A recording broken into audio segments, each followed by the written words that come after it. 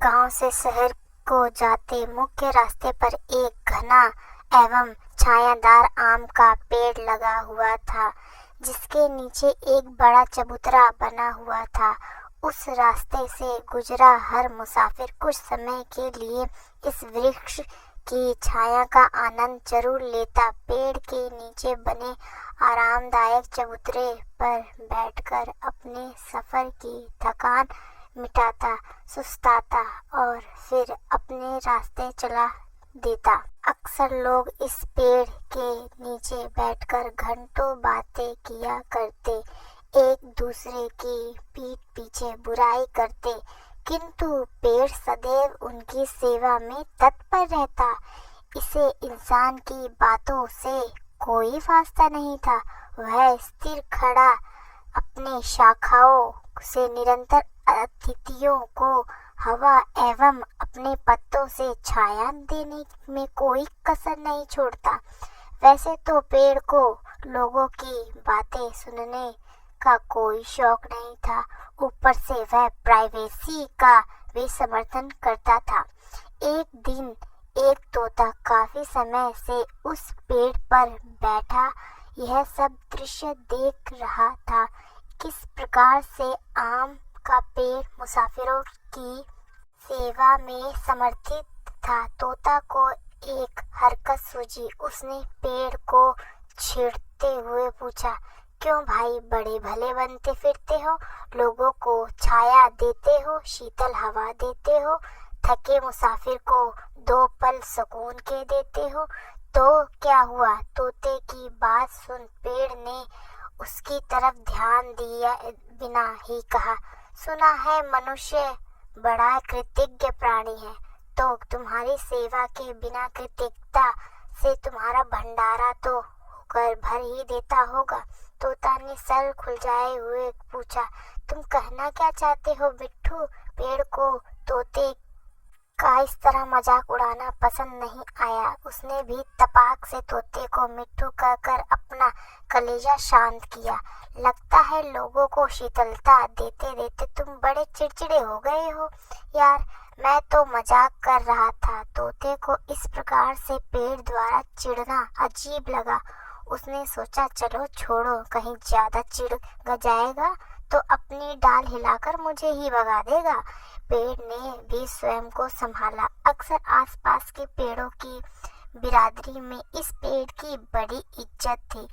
सभी पक्षी उसके आम के पेड़ की धैर्य की प्रशंसा करते थे। यहाँ तक कि सभी वृक्षों ने उस आम के पेड़ को नेता भी चुन लिया था।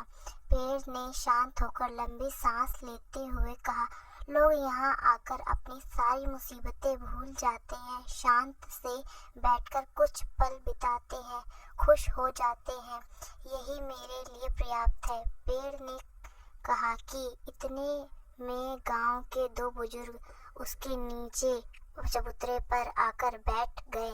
पेड़ एवं तोता दोनों ही चुप हो गए।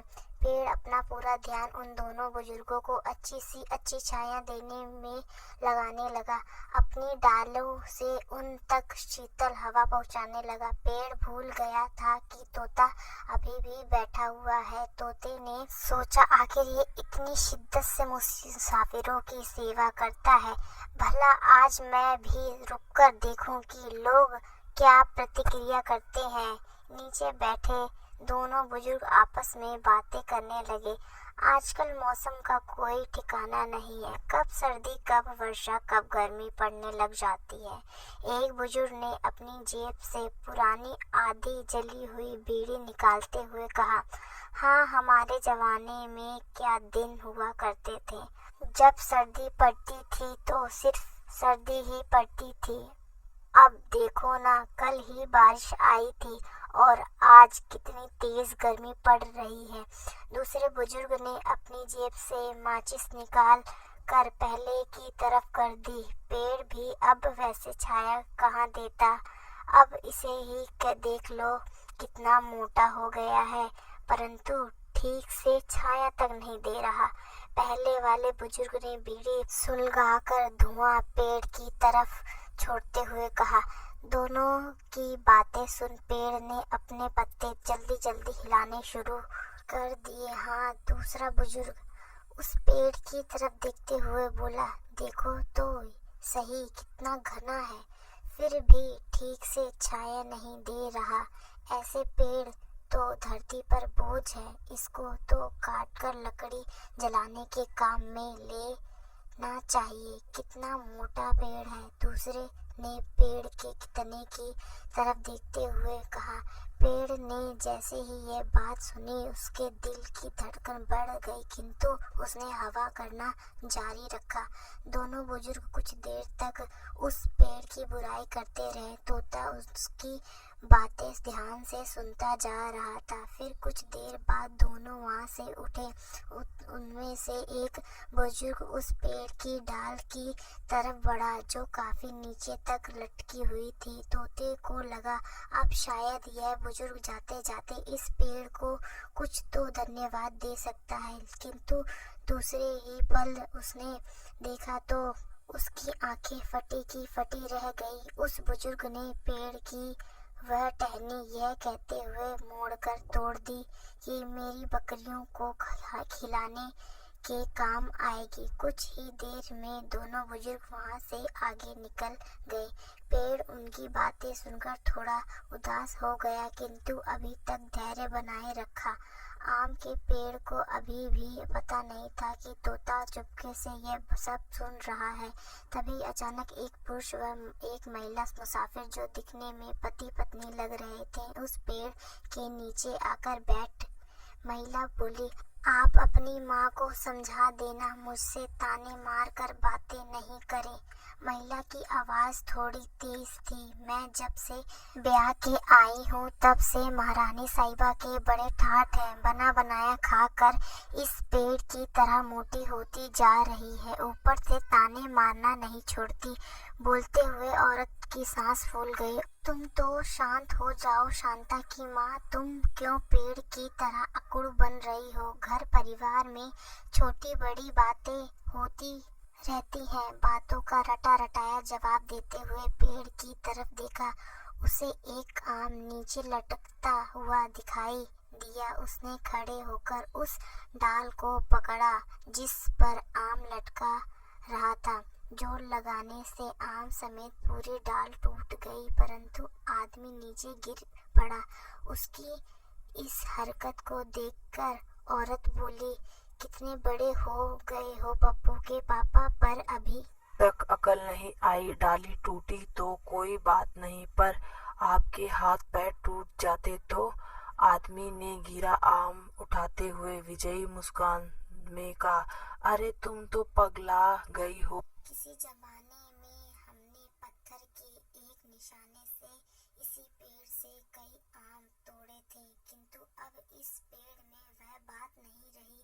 पेड़ निरंतर उनकी बातें सुनते हुए अपने पत्तों से हवा करते जा रहा था। बगल में बैठा तोता यह दृश्य चुपचाप देख रहा था। उसने स्वयं को छुपाए रखा, क्योंकि अगर पेड़ को पता चल जाए कि तोता यह सब सुन रहा है तो पेड़ कब का तोते को उड़ा दे।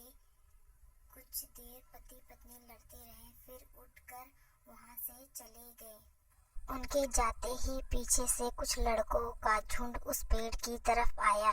सभी ने आसपास से पत्थर उठाए एवं चुन चुन कर पेड़ पर लगे आम के फलों पर प्रहार करना शुरू किया। एक पत्थर का किनारा तोते को छूकर निकला।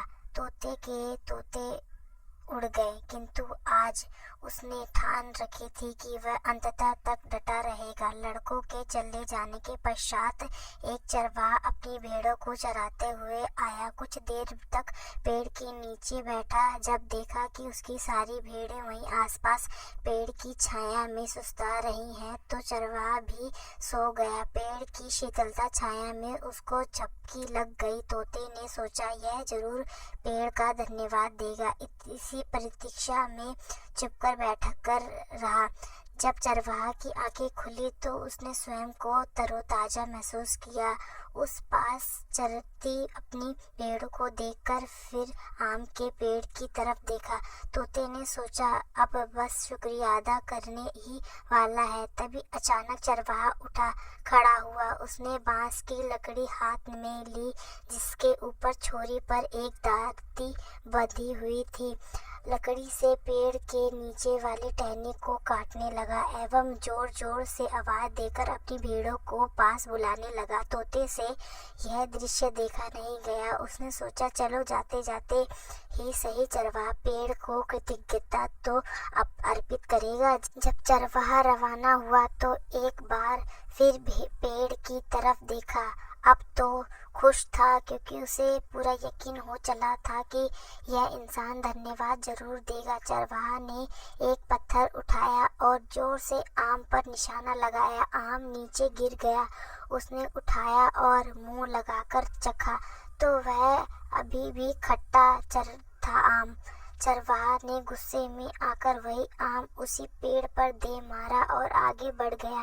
तोते ने देखा पेड़ की आंखें से आंसू बह रहे थे। अब वह अभी भी चरवाहा को हवा कर रहा था। तोते से भी यह रहा नहीं गया। वह भी रो पड़ा इंसान की इंसानियत को देखकर।